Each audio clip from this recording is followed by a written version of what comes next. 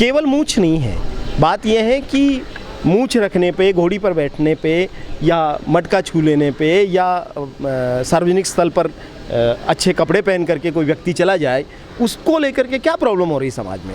तो जितेंद्र एक प्रतीक है उस पूरी मुक्ति के संग्राम का कि हम मूछें भी रखेंगे, हम अच्छा कपड़ा भी पहनेंगे, हम घोड़ी पर भी बैठेंगे, हम वो सब चीज़ें करेंगे जो एक इंसान होने के नाते हमें भारत का संविधान अधिकार देता है। लेकिन रवायतें हैं जो राजस्थान में, चाहे जातिवाद को लेकर, घोड़ी पर नहीं चढ़ने को लेकर, घोड़चढ़ी नहीं करने देंगे, पानी नहीं पीने देंगे, और जो बहुत सारे ऐसे मामले हैं जो पूरे झकझोर देते हैं दलित समाज को। पूरे देश दुनिया में खबरें आती हैं। इंद्र मेघवाल का क्या कसूर था? वो बालक था, पानी पी लिया स्कूल में, उसकी जान ले ली गई। मैं ये कहना चाहता हूँ कि शिक्षा में जो जाति का भेद है वो पूरे देश में व्याप्त है, और प्राथमिक शालाओं से लगा करके आप अगर IITs, IIM और बड़े इदारों को देखेंगे, इन तमाम जगहों पर दलित स्टूडेंट को भेदभाव सहन करना पड़ रहा है। तो इंद्र के मामले में चूँकि अगर आप राजस्थान में जाएंगे या हिंदी बेल्ट के तमाम जगहों पे जाएंगे, वहाँ पर दलित बच्चों को पानी पीने की जो व्यवस्था है, या तो वो अलग तरीके से रखी जाती है या फिर उनको मटका वगैरह या नल वगैरह छूने की इजाज़त नहीं होती है।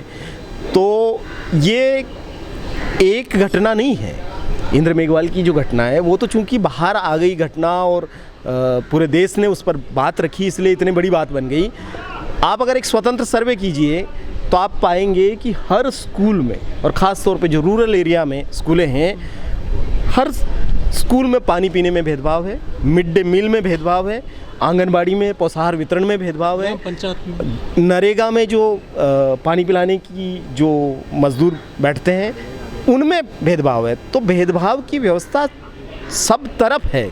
इंद्र का मामला एक मामला नहीं है, इंद्र जैसे मामले मुझे लगता है कि हर स्कूल में हैं, और वो बहुत भयानक स्थिति है। आप गुलाम बन करके पुश्तैनी धंधा करते रहिए, आपको हिंदू समाज में बहुत अच्छा स्थान है, कोई दिक्कत नहीं। आप धोबी हैं, कपड़ा धोते रहिए, आप चमार हैं तो चमड़ा छिलते रहिए, आप अगर वाल्मीकि हैं तो सफाई करते रहिए, तो उनको कोई प्रॉब्लम नहीं है। लेकिन जैसे आप कहेंगे कि नहीं हम झाड़ू नहीं पकड़ने वाले, हम कलम पकड़ने वाले हैं, आप कहेंगे कि नहीं तुम्हारा कपड़ा हम क्यों साफ़ करेंगे, या तुम्हारी गाय को हम क्यों छीलेंगे, तुम्हारी माताजी को तुम रखो, जैसे ही आप ये प्रतिरोध दर्ज करेंगे आप टारगेट पे आ जाएंगे। राजस्थान में सर गुर्जर जाति है, वो आर्थिक रूप से इतनी मजबूत नहीं है जहाँ तक हम देखते हैं, लेकिन वो भी अपराध करता है SC पर राजस्थान में, वो OBC में आता है वहाँ पर।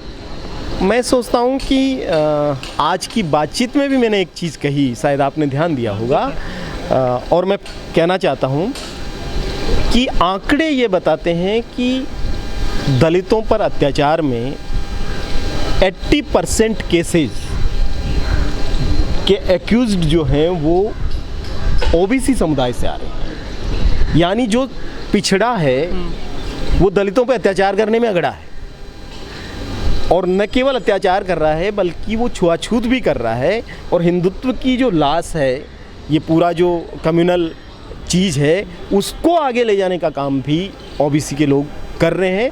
और OBC में जो लठेत जातियां हैं उन्होंने दलितों का बहुत जगहों पे जीना हराम कर रखा है, और इस पर मुझे लगता है कि पिछड़े समाज के नेताओं को सोचना चाहिए। जो वो बात कह रहे हैं कि दलित पिछड़ों की एकता बननी चाहिए, वो एकता तब तक नहीं बन सकती है जब तक हमारे लोगों पर आप अत्याचार करेंगे। कहीं जाट, कहीं पे गुज्जर, कहीं पे यादव, कहीं पे पटेल, कहीं पे पाटिल, कहीं पे मराठा, वो ये जो और आप नीचे जाएंगे तो गाउंडर, वनियार, ये तमाम रेड्डी, खम्मा, तो पूरे देश भर का अगर आप देखेंगे तो OBC में जो वर्गीय चेतना आनी चाहिए और जो मानवता और बराबरी की बात उनकी तरफ से आनी चाहिए वो नहीं आ रही है, और उनके बीच में सर्वाधिक काम करने की ज़रूरत है।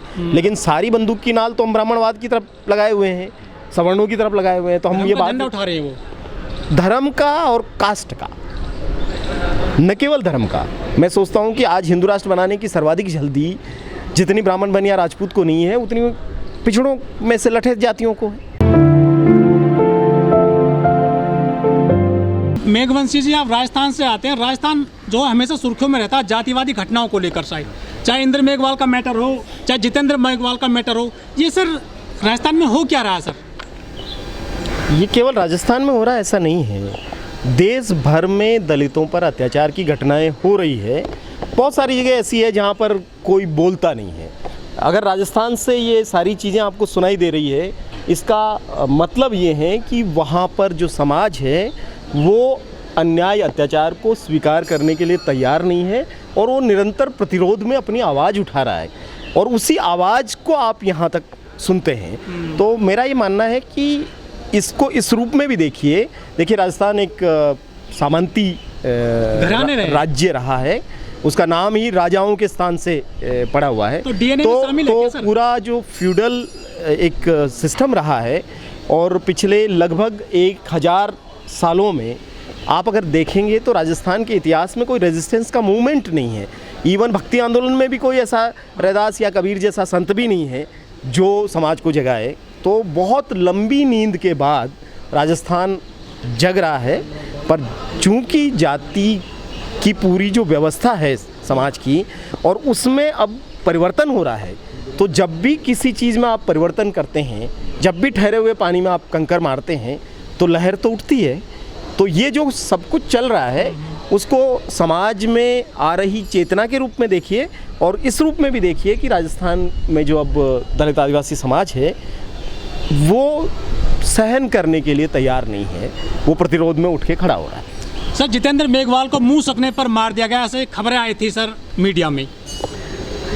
जितेंद्र के मामले में अगर आप देखेंगे तो 12वां गांव पाली का, बाली जिले का, उस गांव में तकरीबन 28 सालों से उस गांव के लोग मुक्ति का संघर्ष कर रहे हैं। 28 सालों से, यानी कि जितेंद्र के पैदाइश से पहले से ही उनके परिवार के और उनके जो लोग हैं वो वहाँ पर ज़मीन के अधिकार को लेके, उपासना के अधिकार को लेके, कई चीज़ों को लेकर के वो लड़ाई वहाँ पर लड़ रहे थे। तो मैं सोचता हूँ कि जितेंद्र मेघवाल का मर्डर एक तरीके से उस मुक्ति संघर्ष की पराकाष्ठा है जहाँ पर लोग अब अपनी शहादत की स्थिति में आ गए हैं। मेघवाल जाती है, इसको बहुत निशाने पे लिया जा रहा है सर। मैं सोचता हूँ कि जो जाति जिस प्रदेश में वोकल होती है, मेजॉरिटी में होती है और डॉक्टर अंबेडकर के पथ पे चलने की कोशिश करती है, वो जाति वहाँ पे टारगेट में आ जाती है। आप उत्तर प्रदेश में देख सकते हैं, वहाँ जाटों को जिस तरीके से निशाने पे लिया जा रहा है। आप बिहार में देख सकते हैं, वहाँ पर किस तरीके से किया जा रहा है। महारों को महाराष्ट्र में किया जा रहा है, वनकरों को और रोहितों को गुजरात में किया जा रहा है। तो राजस्थान में भी, पश्चिम राजस्थान में जहाँ मेघवाल मेजॉरिटी में है वहाँ वो टारगेट पे हैं।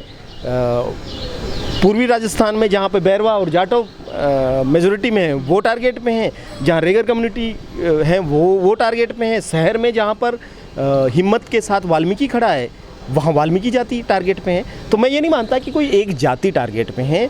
दरअसल जब भी कोई भी समुदाय तन करके खड़ा होगा स्वाभिमान से और आइडियोलॉजी पे चलने की कोशिश करेगा और डॉक्टर अंबेडकर के रास्ते पे चलेगा, वो टारगेट पर आएगा। लेकिन मोदी जी तो कहते हैं कि मेरे दलित भाइयों को मत मारो, वो तो सहानुभूति खूब ले रहे दलितों की। कहने से क्या होता है? किसी ने मारा उनको? मतलब उन्होंने कह दिया कि भाई मुझे मारो और दलितों को मत मारो, इससे कुछ हुआ क्या? वो तो देखिए, वो तो किताब भी लिख रहे हैं और उन्होंने कहा सफाई कर्म जो है वो बहुत आनंद का और पवित्र और श्रेष्ठ और ईश्वरीय काम है। तो हम उनकी बात पे यकीन करें कि वो क्या कहना चाह रहे हैं। दरअसल ये जो ज़बानी जमा खर्च है, इस लिप सर्विस से काम नहीं चलेगा। आप ऐसी भावनात्मक अपीलें मत करिए। इस देश में एक पूरा मैकेनिज़्म है दलितों पर, आदिवासियों पर अत्याचार नहीं हो, एट्रोसिटी का जो एक्ट बना हुआ है उसका ठीक से इम्प्लीमेंटेशन करिए नीचे तक। हमको उतना ही चाहिए। संविधान को लागू करिए, भेदभाव की व्यवस्था को ख़त्म करिए। हम ये चाहते हैं। आपके ये प्रवचन नहीं चाहिए कि आप अपील करें कि ये हमें सदा सहायता नहीं चाहिए, आपकी भावनात्मक अपील नहीं चाहिए। हम चाहते हैं कि संविधान को लागू किया जाए। सर, जो SC/ST कोटे से चुनकर जाते हैं जनप्रतिनिधि, आखिर वो कितना काम कर रहे हैं दलितों के लिए, गरीबों के लिए, मजलूमों के लिए, जो कोटे से चुनकर जाते हैं सदन में?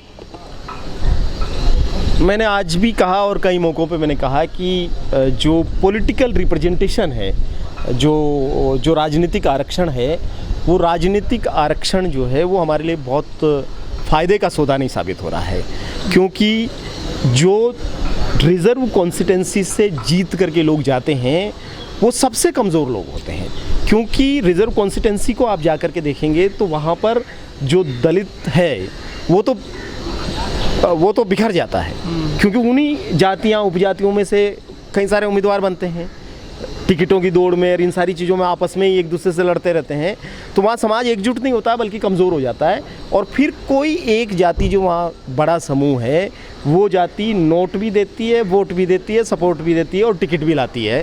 तो वो व्यक्ति जिसका कास्ट सर्टिफिकेट आपके समुदाय का है लेकिन वो व्यक्ति आपका नहीं है, क्योंकि वो किसी और का चुना हुआ व्यक्ति है और वो किसी की मेहरबानी पर है, तो वो व्यक्ति हमारा नहीं है। वो वहाँ बैठा ज़रूर है, वो हमारी जगह घेरे हुए हैं, वो हमारे लिए कुछ खास काम नहीं कर रहा है। तो इसलिए मुझे तो लगता है कि उसकी ज़रूरत भी है कि नहीं है, इसको दोबारा सोचना चाहिए कि पॉलिटिकल रिप्रेजेंटेशन का जो ये पूरा रिजर्वेशन है ये हमारे लिए बहुत फ़ायदेमंद नहीं हो रहा है, इस पर रीथिंक करने की ज़रूरत है।